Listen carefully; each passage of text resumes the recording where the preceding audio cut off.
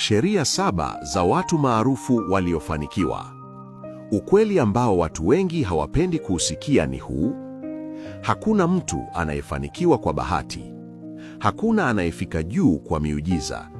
Mafanikio ni matokeo ya kufuata kanuni fulani ambazo zimekuwa zikijirudia kwa karibu kila mtu aliyewahi kufanikiwa kweli. Tofauti ya mtu wa kawaida na mtu aliyefanikiwa siyo akili, siyo bahati, ni nidhamu ya kufuata sheria fulani hata zikiwa ngumu. Hizi hapa ni sheria 7 zinazounganisha karibu watu wote waliofanikiwa duniani. Kabla hatujaendelea, hakikisha una subscribe kwenye channel yetu ya GR Hamasa Wisdom ili tuendelee kujifunza zaidi. 1. Wanafikiri kwa muda mrefu, sio kwa leo tu. Watu waliofanikiwa hawafanyi maamuzi kwa tamaa ya haraka. Hawaulizi, nitanufaika leo. Wanauliza, hii itanijenga wapi baada ya miaka 5 au 10? Warren Buffett alisema, "Someone is sitting in the shade today because someone planted a tree a long time ago." Maana yake kwa Kiswahili, mtu anayefurahia kivuli leo ni kwa sababu kuna mtu alipanda mti zamani. Changamoto aliyopitia. Warren Buffett alionekana mjinga kwa miaka mingi. Watu walimcheka kwa kuwekeza pesa, lakini asiishi maisha ya kifahari. Alivumilia dharau mpaka dunia ikagundua subira yake ndiyo iliyomfanya kuwa bilionera mkubwa. 2. Wanajifunza kabla hawajapata pesa. Watu wengi wanataka pesa kwanza, halafu wajifunze baadaye. Waliofanikiwa walijifunza kwanza, ndipo pesa ikawafuata. Bill Gates alisema, "It's fine to celebrate success, but it is more important to heed the lessons of failure." Maana yake, ni sawa kusherehekea mafanikio, lakini ni muhimu zaidi kujifunza kutokana na kushindwa. Changamoto aliyopitia.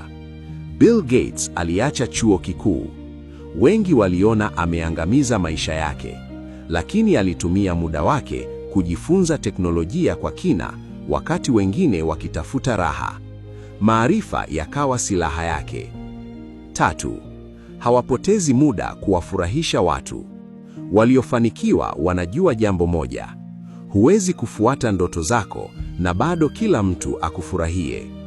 Elon Musk alisema, "If something is important enough, you should try, even if the probable outcome is failure." Maana yake, kama jambo ni muhimu kweli, jaribu hata kama kuna uwezekano wa kushindwa. Changamoto aliyopitia. Elon Musk alifilisika karibu mara kadhaa. Alidharauliwa, alichekwa hadharani, aliambiwa ndoto zake ni wazimu. Lakini hakubadilisha njia ili apendwe, alibadilisha dunia. 4. Wanachagua nidhamu kuliko hisia. Motisha huja na kuondoka, nidhamu hubaki. Waliofanikiwa hufanya kinachotakiwa hata siku ambazo hawajisikii. Cristiano Ronaldo alisema, "Talent without hard work is nothing." Maana yake, kipaji bila kufanya kazi kwa bidii hakina maana. Changamoto aliyopitia. Alitoka kwenye familia maskini sana. Alikosa raha za utoto. Alijitenga, akafanya mazoezi kuliko wote, wakati wengine wakicheza.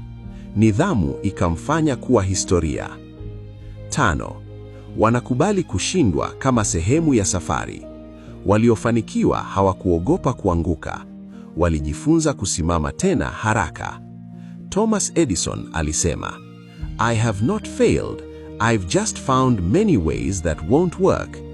Maana yake, sijashindwa, nimegundua tu njia nyingi zisizofanya kazi. Changamoto aliyopitia. Alifelisha majaribio zaidi ya mara 1000.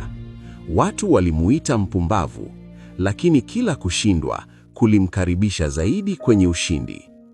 6. Wanachagua watu wanaowainua, sio wanaowafariji. Huwezi kuruka juu ukiwa umezungukwa na watu wanaoona ndoto zako kama mzigo. Oprah Winfrey alisema, "Surround yourself with people who are going to lift you higher." Maana yake, jizungushe na watu watakao kuinua juu, sio kukuvuta chini. Changamoto aliyopitia: alitoka kwenye manyanyaso, umaskini na dharau. Alikataliwa mara nyingi, lakini alibadilisha mazingira, akachagua watu sahihi, ndipo maisha yakabadilika. 7. Hawajioni kama waathirika, wanajiona kama wajibu. Jim Rohn alisema, "If you don't like how things are, change it. You're not a tree." Maana yake, kama hupendi hali yako, ibadilishe. Wewe sio mti uliopandwa hapo. Changamoto aliyopitia: Jim Rohn alianza maisha ya kawaida kabisa.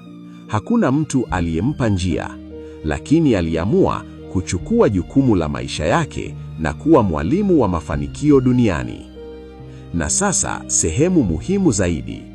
Sheria hizi 7 hazihitaji bahati, hazihitaji miujiza. Zinahitaji uamuzi mmoja. Kuamua kuwa tofauti. Ukianza kuishi kwa sheria hizi, huenda watu wakakucheka leo, lakini kesho watakuuliza ulifanyaje?